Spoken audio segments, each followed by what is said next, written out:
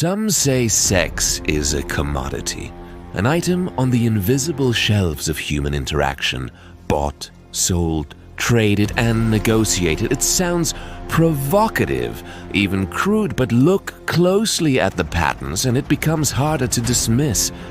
Economists and social scientists point to numbers that make the case. The global commercial sex industry is valued at over $180 billion a year. Dating apps with their endless swipes are essentially digital marketplaces where attraction is packaged, displayed, and filtered by algorithms. In this view, intimacy is an exchange. Youth, beauty, and physical appeal become currencies, traded for status, security, or influence. Men compete for access, women compete for quality. Even in traditional marriages, studies show economic stability and social rank often influence who partners with whom. It's market logic, whether we admit it or not. But there's another perspective, equally sharp, equally observant, that pushes back against this cold arithmetic. It says the very idea that sex functions as a commodity is not a truth of nature, but a product of our systems. Capitalism turns almost everything into something that can be sold. Patriarchal norms frame men as the consumers and women as the goods. This lens asks, what happens when we reduce the most intimate human act to the same logic that governs real estate or oil futures? Do we lose something that can't be priced? There's also the question of bias. The same commodification is judged differently depending on who's doing it. A man leveraging wealth, fame, or power to gain sexual access is often praised. He's winning.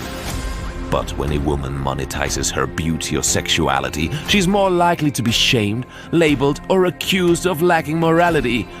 The transaction is the same. The judgment is not. Still, even critics of this view can't ignore that both genders participate in commodifying sex, just in different currencies.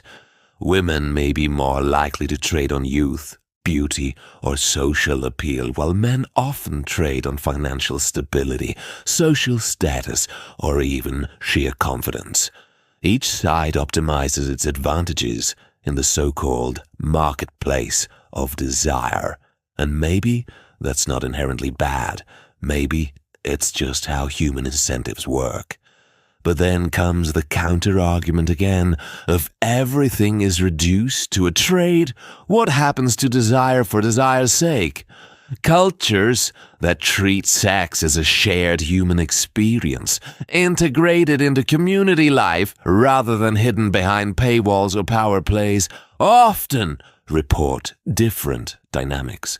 Their intimacy isn't always tethered to economic advantage, and yet, in a globalized, capitalist, media-saturated world, those cultures are increasingly rare. So, the question lingers, is sex really a commodity? Or is that just the language of a society that struggles to value anything it can't measure, buy, or sell? The answer might not be in the statistics or the cultural critiques, but in the lens through which each of us views human connection.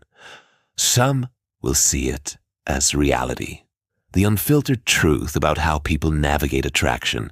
Others will see it as a symptom, proof of a system that prices even our most personal moments. Perhaps the bigger challenge is this. Once we start thinking of sex as a commodity, can we ever truly unthink it?